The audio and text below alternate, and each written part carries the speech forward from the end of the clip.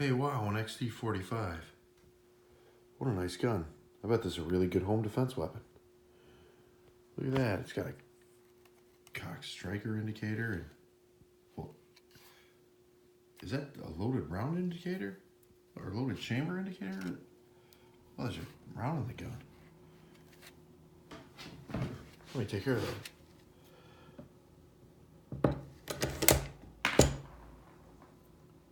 What the hell was that? I'm just joking, folks. I had a snap cap in there. And one of these safety guys that freak out on me.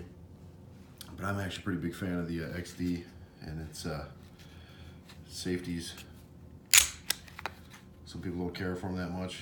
I like the safety indicator here. I like the loaded cock striker indicator. It's pretty good for tactile feel. I actually did have to use that one time. Luckily it was a false alarm, but it was nighttime. My dog freaked out, thought there was somebody in the house. And I could tell you I actually did feel for these while I was in the dark. And just to make sure my weapon was loaded. Second check, I knew it was loaded, but it was, you know, it's always good to be able to feel something else. So this is my home defense gun. As you know, Springfield Armory Xd.45. I run this TLR1 Streamlight on here.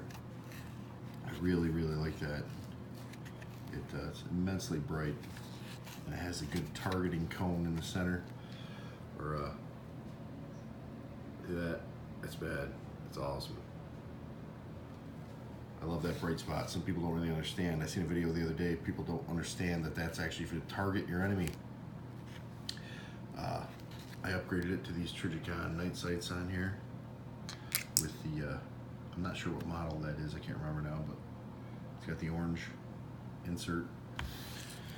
I did the grip stippling on this myself with a soldering iron. It's pretty easy. I don't know why people freak out about doing it. It's simple. It does pick up lint, as you can see.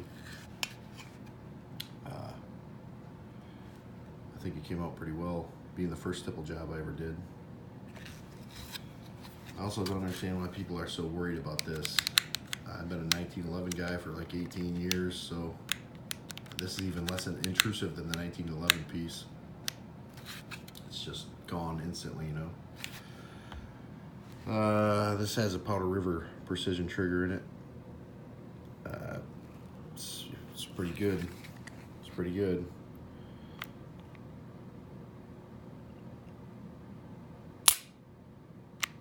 I can't really show you the reset here. Well, maybe I can. Cock it on the table again. There we go.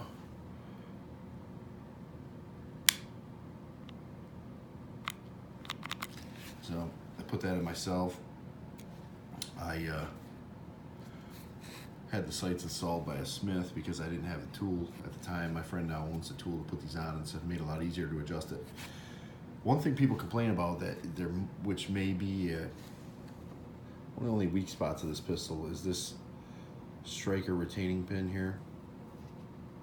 And I replaced mine with a Powder River piece here.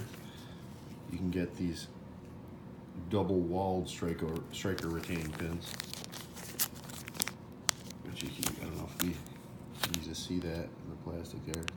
It's a dual wall pin anyway, so I think probably more than doubles the strength of it. Because I heard about that and I tested mine, I got that pin or a set of those pins, and I took mine out and mine was actually broken. But the gun ran fine. But it was actually cracked in the middle. I think it came out in two pieces actually. So that can be an issue. I think these double wall pins probably take care of that.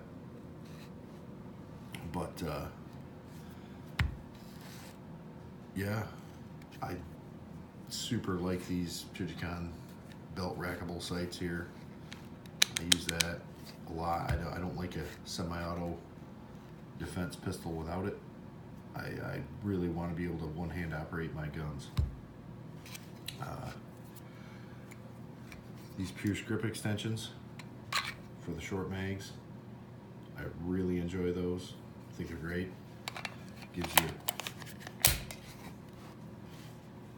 Gives you just a little pinky hold on there. It's great. I really like the magazine release on these more than the Glock. As you can see, the bigger mag has the stippling extension, whatever. I carry this a lot of times. If it has a light on it, I carry it in this Raven concealment holster. Works pretty well. It's a pretty expensive piece. I think this is a Phantom. I think I don't really care for their website much, but I believe this is a Phantom model. Without a light, sometimes I'll carry it in this retention adjustable Galco. I don't know what number that is, FN19T maybe. This is a decent holster. It's like a police model basically. Either one of those pretty good. This gun shoots well, man. I hit steel targets with this. Probably 11 by 18 steel targets at like 80 yards with it. That's about my offhand, accuracy limit with this probably. I mean, who's gonna shoot that far with it though, But pretty decent gun. The only thing I ever really ran into with it, ammo-wise, was it didn't want to feed lead semi-wad cutters. If you've ever seen a bullet like that, I had a bunch of them hanging around. I decided to shoot them off. This is just a normal Winchester white box hollow point. But the lead semi-wad cutter, sorry about my finger there. I can do this on camera. The lead semi-wad cutter kind of comes out, has a shoulder, and then goes down, right? And as this gun would fire and come back to eject the empty, something in the slide, or I can't remember exactly, it was years ago, but would catch the shoulder that came out and down, would catch on the shoulder and drive the shell, the live round back against the magazine hard, and it would not run those, not reliably especially. So yeah, my Colt Commander will run those things all day until you lead the barrel. I've had to actually clean the barrel on my Commander, just running all kinds of different lead ammunition and shit. The Colt is just an awesome gun for eating anything you give it. This XD, not quite so, a little more finicky, I'd say. But as far as that, it's probably the only problem I've had with this gun.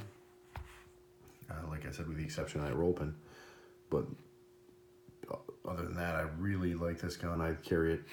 I don't understand why it gets a bad rap by, I think basically people who don't ever use one want to say their Glock is better. And I'm not necessarily anti-Glock, but this definitely has a better feel in my hand than a standard Glock. The 45 double stack was a little bit big for I have kind of small, chubby hands. It was a little bit big. Once I stippled it, that feeling went away remarkably. Like with this stippling job on here, this thing is, even though it's a little big, I feel totally comfortable with it. You can't lose the grip on this thing. It's a good stipple job is so aggressive that, man, it's like Velcro in your hand. It's awesome. The only thing, if you don't have an undershirt on it will definitely rub against your side and irritate you, so you have to wear a t-shirt under your other shirt. But as far as shooting it and wearing it on your hand, nah, it doesn't do that. Not to me anyway. Get tougher hands, right? But yeah, this is the punch set for this gun from Powder River too, as well, for disassembly, the trigger and all that, installing this whole setup. So there you have it. Thanks for watching.